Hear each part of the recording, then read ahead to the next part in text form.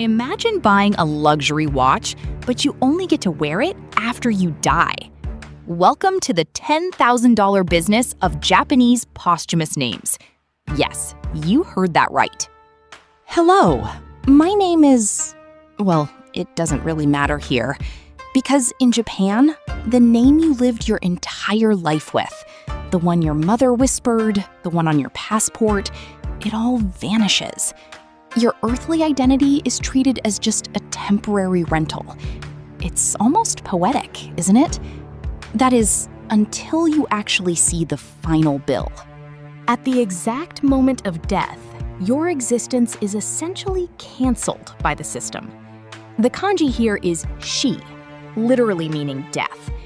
But it's not just the biological end of life, it's an administrative wipeout.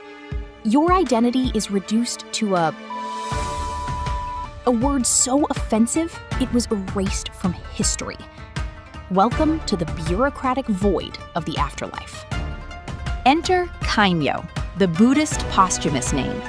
The character Kai stands for commandments, and Myo is name. Originally, it was a prestigious VIP pass to the afterlife, proving you had accepted Buddha's teachings. Think of it as a spiritual green card for your soul. Without this specific title, your spirit might just be stuck waiting in cosmic customs forever. This entire concept traveled all the way from ancient India, arriving on Japanese shores around the 8th century. The kanji den signifies transmission, passing down a legend. Back then, it was about pure, unadulterated faith. There were no price tags, no premium VIP tiers, just humble monks, deep meditation, and a genuine, priceless desire for enlightenment. My, how times have changed. Things got incredibly intense when the samurai stepped into the picture. Constantly facing sudden, brutal death on the battlefield, warriors started taking these spiritual names while they were still alive. It was essentially the ultimate life insurance policy for the wandering soul. A badass way to say, if my head rolls today, at least my divine paperwork is already in perfect order. Fast forward to the 17th century. The ruling shogunate enforces the danka system, effectively forcing every single family to register with a local Buddhist temple. See that heavy character, baku? It means binding, restriction, or chains. It was originally meant to root out Christianity, but it accidentally created the absolute greatest, inescapable religious monopoly in Japanese history. You were permanently locked in. And what exactly happens when you combine an inescapable spiritual monopoly with basic human vanity? You get a rigid, incredibly expensive caste system designed specifically for dead people. Your afterlife status is suddenly no longer about your karma or good deeds. It's purely about cash. The higher you climb this golden pyramid, the closer you supposedly get to nirvana. Or at least a much better view.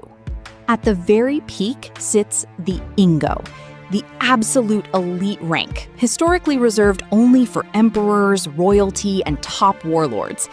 But today, it's reserved for absolutely anyone whose grieving family can casually drop over 10 grand. Yes, over $10,000 for a string of ancient kanji characters you'll never even know you have. Now that is what we call an ultimate afterlife flex. For the rest of us regular mortals, there are Koji and Shinji, the standard middle-class ranks. It's literally a cosmic weigh-in at the temple. The physical size of your family's donation directly dictates the heavy weight of your eternal title. Did your dad donate a brand new roof to the temple? Boom, Koji rank. Did he just drop some loose coins in the wooden box? Shinji it is, my friend. It gets a little darker here. The delicate character doji means child.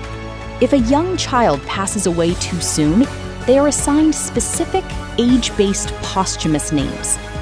It's heartbreakingly sad, but it also reflects a deep-rooted cultural belief that even the youngest, purest souls need a formal title to safely navigate the afterlife. It is a poignant, yet highly formalized mechanism of grief. Now, the monks prefer to call it an ofuse, which translates to a voluntary donation. But let's be brutally real here. It's about as voluntary as paying your taxes.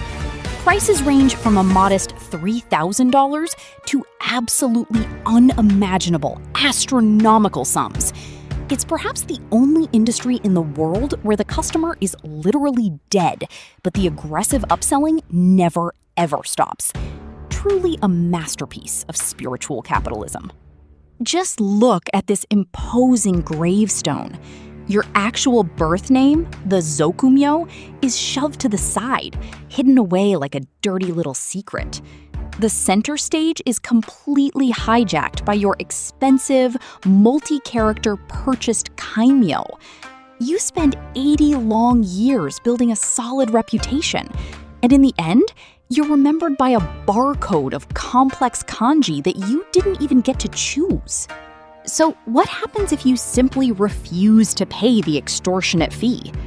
Well, remember that the temples actually own the graveyards. No Kaimyo often translates directly to no entry. They might literally lock your ashes out of your own family tomb. Imagine your poor ghost hovering outside a rusty padlock just because your kids were too cheap to buy the premium afterlife package. Talk about an awkward eternal family reunion. This brings us to the modern concept of funeral Buddhism. The bold character Sho stands for commerce, business, profit. What originally started as a pure path to spiritual awakening has transformed into a massive, highly lucrative corporate industry. It's a brilliant, flawless business model. Incredible profit margins, a guaranteed clientele who can't complain, and a product that costs literally $0 to manufacture. It is a heavenly racket. But the internet always wins, doesn't it? Welcome to the Wild West of Kaimyo e-commerce. People are now going online, browsing digital catalogs, and buying their own posthumous names while they are still breathing. It's exactly like pre-ordering the new iPhone, but for your immortal soul. And the absolute best part? It comes at a massive retail discount, cutting out the middleman. Take that, local neighborhood monk. A quiet yet powerful rebellion is finally brewing in Japan. The sharp character mu means nothingness, void, zero. More and more Japanese citizens are deciding to break the heavy chains, opting for zero religion, zero traditional temples, and absolutely zero fake expensive names. They are choosing simple forest burials or scattering their ashes into the sea, escaping the cosmic caste system once and for all, and returning to true, peaceful nothingness. The final character, Shu, elegantly means the end. In a culture that profoundly values modesty and not standing out, the ultimate final irony is that even your departure isn't completely free from aggressive, opportunistic commerce.